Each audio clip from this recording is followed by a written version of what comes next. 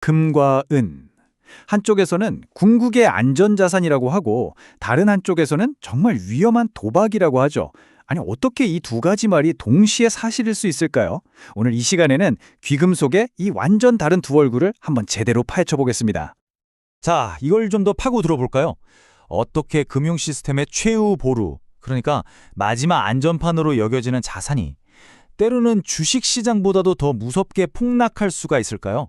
네, 바로 그 역설의 비밀을 지금부터 하나씩 풀어보겠습니다. 자, 그럼 이 귀금속의 두 얼굴을 제대로 이해하려면 어디서부터 시작해야 할까요? 먼저 사람들이 왜 수천 년 동안이나 금을 믿고 의지했는지 그 아주 긴, 장기적인 관점부터 살펴봐야 합니다. 그런데 금이 왜 영원한 자산이라고 불리는지 이해하려면요. 이게 좀 재밌는데 금이 아니라 바로 우리 지갑 속에 있는 돈에서부터 이야기를 시작해야 합니다. 이 문장이요, 우리가 생각하는 방식을 완전히 뒤집어 놓습니다. 금값이 오르는 게 아니라는 거죠. 우리가 쓰는 돈, 바로 그 화폐의 가치가 떨어지고 있다는 겁니다. 다시 말해서 금은 가만히 있는데 우리가 그걸 재는 자, 즉 화폐가 계속해서 줄어들고 있다는 그런 이야기입니다. 이게 케이크 기프티콘을 생각하면 딱 쉬워요. 기프티콘 한 장은 케이크 한 조각이랑 바꿀 수 있죠. 근데 빵집에서 갑자기 막 수백만 장의 기프티콘을 더 찍어낸다고 상상해보세요. 그럼 어떻게 될까요? 여러분 손에 있는 그 기프티콘의 가치를 더는 믿을 수가 없게 되겠죠. 에이, 그냥 진짜 케이크를 갖고 있는 게 낫겠다. 이렇게 생각하게 될 겁니다. 바로 그 원리입니다. 근데 이게 더 이상 그냥 이론상의 이야기가 아닙니다. 지금 현실이에요. 전 세계 많은 나라들한테는요, 이젠 달러를 가지고 있는 것 자체가 하나의 리스크가 되어버렸습니다. 그래서 정말 필사적으로 이 달러의 위험에서 벗어날 방법을 찾고 있는 거죠. 보세요. 여기서 전 세계적인 정말 거대한 변화의 흐름을 읽을 수가 있습니다. 금융계의 큰 손이라고 할 수 있는 각국의 중앙은행들이요, 역사상 유례없는 속도로 달러를 내다 팔고 실물금을 사들이고 있어요. 이건 뭐 말로 하는 게 아니라 말 그대로 돈의 흐름으로 보여주는 겁니다. 우리가 뭘 더 믿고 있는지. 좋습니다. 여기까지가 바로 금에 대한 장기적인 신뢰의 근거예요. 자, 그런데 그렇다면 말이죠. 어떻게 그렇게 끔찍한 폭락이 일어날 수 있는 걸까요? 안전자산이라면서요? 그 답을 찾으려면 이제 시선을 확 바꿔서 현대 금융시장의 아주 단기적인 그 복잡한 작동 원리를 들여다봐야 합니다.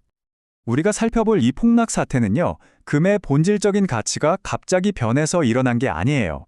정말 단 하나의 사건, 시장의 분위기를 순식간에 바꿔놓은 그 사건이 모든 것의 시작이었습니다.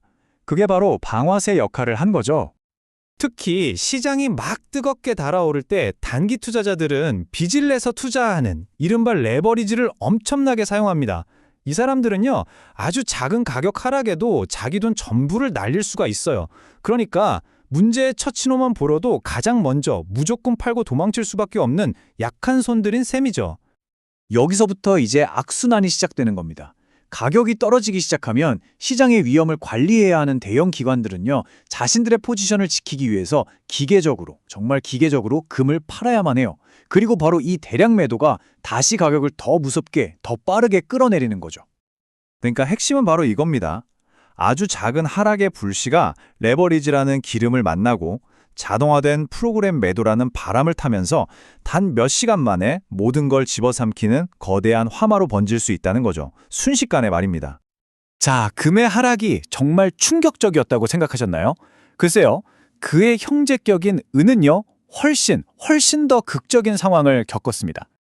은은 금과 화폐라는 DNA를 똑같이 공유합니다. 하지만 동시에 시장의 모든 움직임을 몇 배로 증폭시키는 아주 거친 산업이라는 얼굴도 함께 가지고 있죠. 대부분의 금이 금고 안에서 조용히 잠자고 있는 동안 생산되는 은의 절반 이상은 공장에서 소모되어 사라집니다.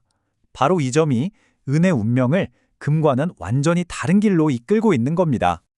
자, 이 부분을 주목해야 합니다. 은용의 수요의 절반 이상이 산업용이라는 거, 그리고 이 산업 수요가 지금 말 그대로 폭발하고 있습니다. 정말 엄청나요. 생각해보세요. 태양광 패널, 전기차, AI 데이터 센터, 그리고 우리가 쓰는 모든 전자기기의 최첨단 반도체까지 21세기를 이끌어가는 거의 모든 핵심 기술들이 엄청난 양의 은을 필요로 합니다.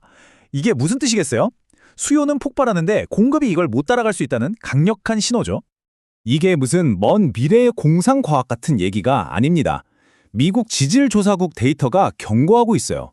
지금과 같은 속도로 캐내고 소비한다면 이 폭발적인 수요를 공급이 도저히 감당하지 못하는 미래가 정말 곧 닥칠 거라고 말이죠. 자, 정리를 해보자면 이 모든 요인들이 합쳐져서 은을 금보다 훨씬 더 극단적인 역설의 주인공으로 만드는 겁니다. 마치 로켓처럼 하늘로 솟아오를 잠재력을 가졌지만 동시에 운석처럼 땀으로 곤두박칠 수 있는 엄청난 변동성을 품고 있는 거죠. 그렇다면 우리는 이 서로 완전히 다른 두 이야기를 어떻게 받아들여야 할까요? 여기서 핵심은 사라 또는 팔아라가 아닙니다. 질문을 바꿔야 해요. 나는 왜 이것을 가지려고 하는가? 바로 여러분 자신의 목표, 그 목적을 이해하는 게 가장 중요합니다. 접근 방식은 크게 두 가지로 나눌 수 있습니다. 첫째는 먼 미래에 닥칠지 모를 금융위기에 대비하는 금융보험으로 접근하는 거죠. 둘째는 단기적인 가격 변동을 이용해서 수익을 내는 트레이딩의 기회로 보는 겁니다. 이 질문에 대한 여러분의 답이 모든 걸 결정하게 될 겁니다. 결국 가장 중요한 질문은 금값이 다음에 어떻게 될까? 이게 아닙니다. 진짜 질문은 바로 이거죠. 나에게 금은 내 자산을 지키는 방패인가? 아니면 수익을 내기 위한 검인가? 이 질문에 대한 답을 찾는 것, 그것이야말로 이 거대한 역설을 이해하고 복잡한 시장의 파도를 헤쳐나갈 수 있는 여러분만의 나침반이 되어줄 겁니다.